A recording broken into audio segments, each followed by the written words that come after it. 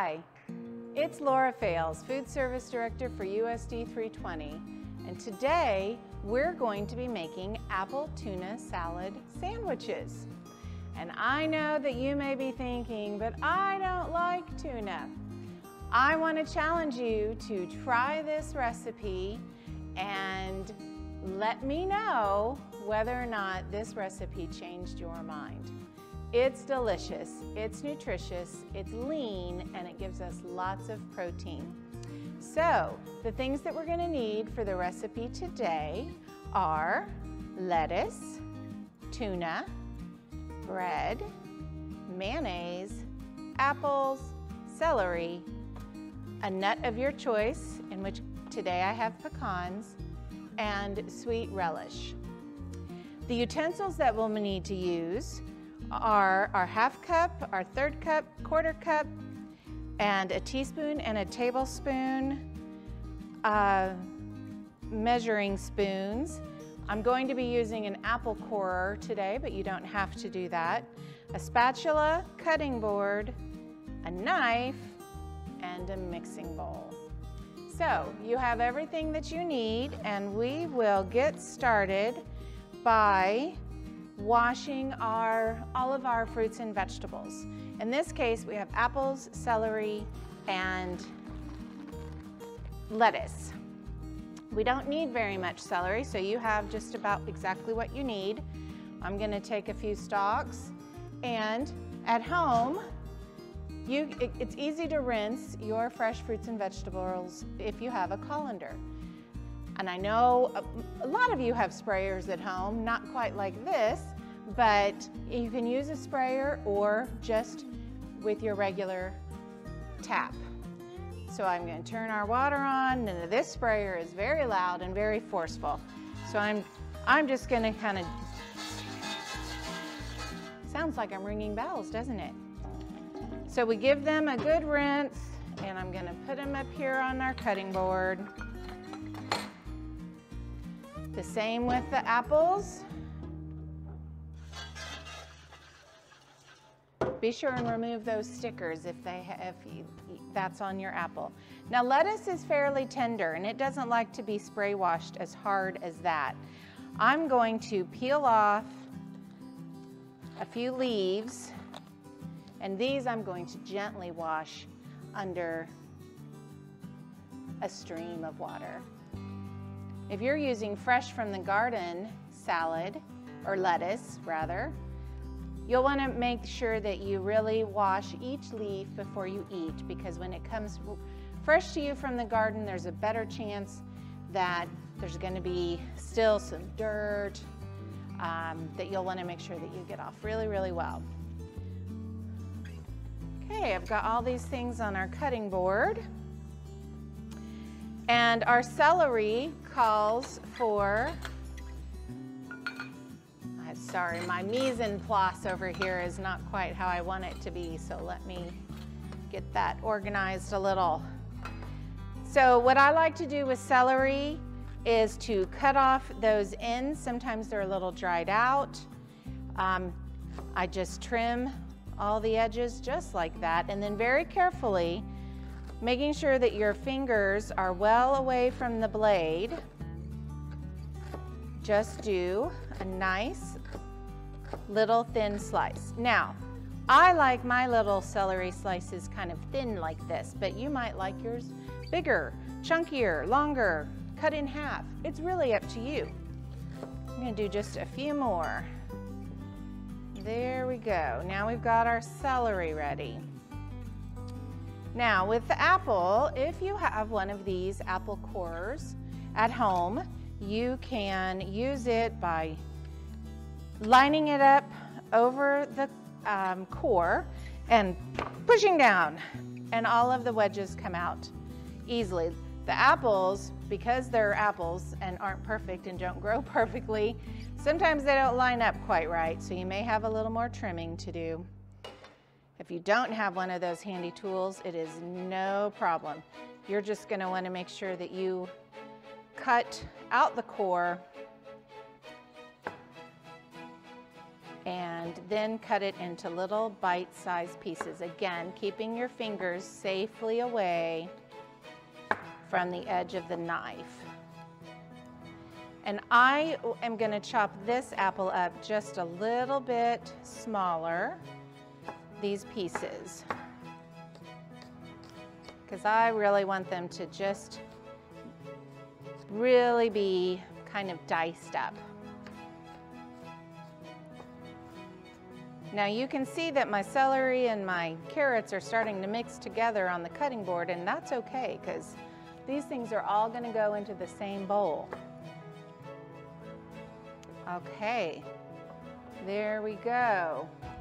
Let's see, we needed a half a cup of apples, so I need to keep going on that just a little bit. Always good to check your recipe and make sure that you're measuring appropriately. What I'll tell you about this recipe though is that if you accidentally put too much or not enough apple or too much or not enough celery, it's okay. You can actually do that to your own taste once you've made it a time or two. And once again, I want to remind everybody that the first thing that you needed to do before you washed your vegetables even was to wash your hands. And if you'll recall, how to know if you've washed your hands enough is to sing happy birthday to you twice in your head, or maybe out loud. That might be kind of fun.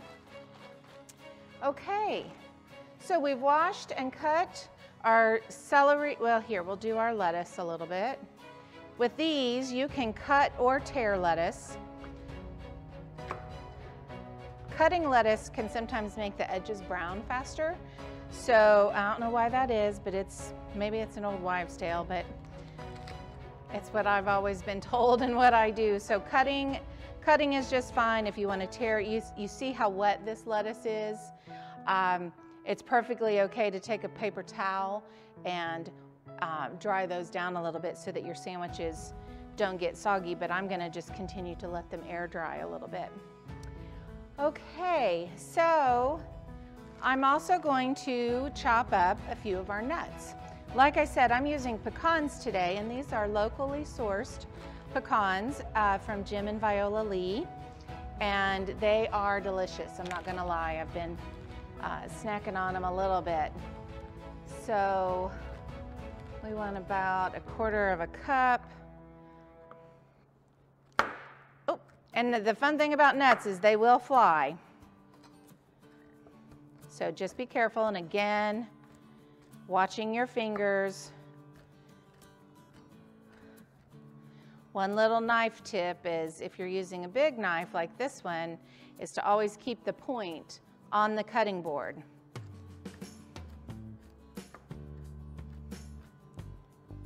When I'm chopping vegetables and nuts like this, I do like to use a larger knife, but a smaller knife will work, whatever you're comfortable with.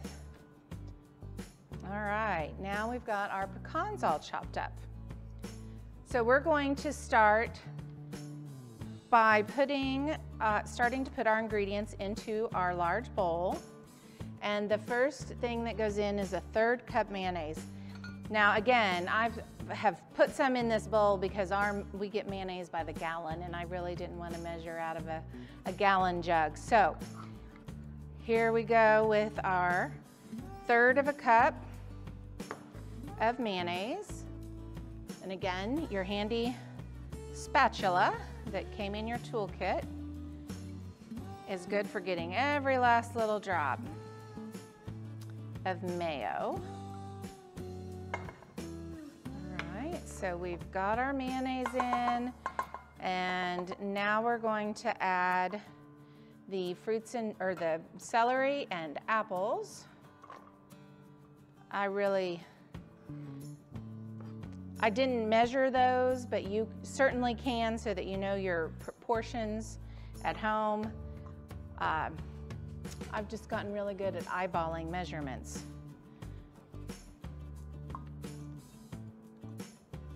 All right, we get all of these into the bowl.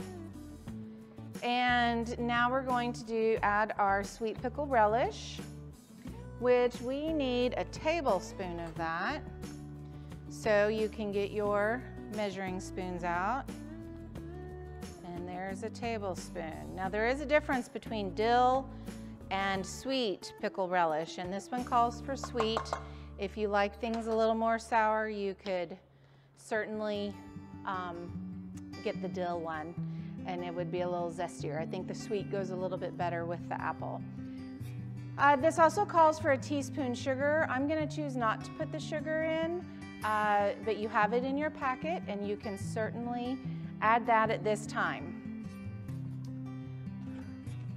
On the tuna, again, I'm using these little packets, but we get tuna in this size can, which is way bigger than comes at the grocery store for you if you guys are buying tuna.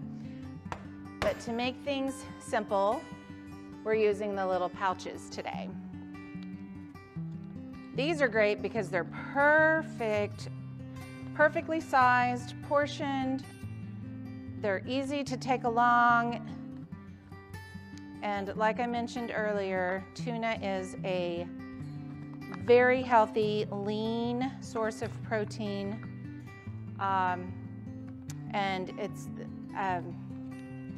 readily available. They come in different kinds of flavors and seasonings now. So they're a nice topper to salads, and if they will, this one isn't wanting to come out.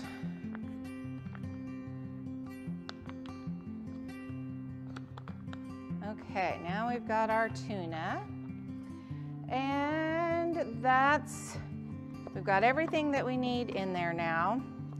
And you can see that I am going to just start mixing it up all together. The thing about the pressed tuna pouches is that tuna is it's been vacuum sealed and pressed together, so you do have to work to kind of break it up a little bit.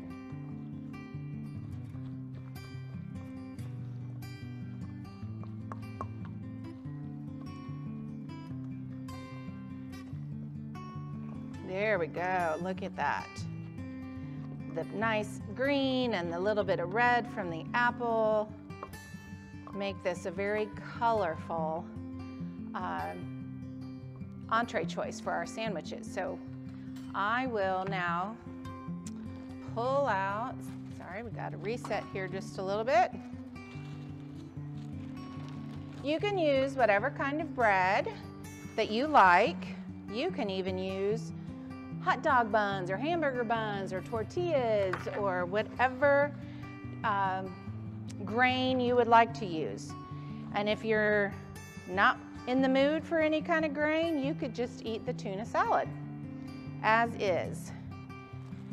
So this recipe makes 3 sandwiches. Now I've got some pretty large pieces of bread, so I just am going to do a couple.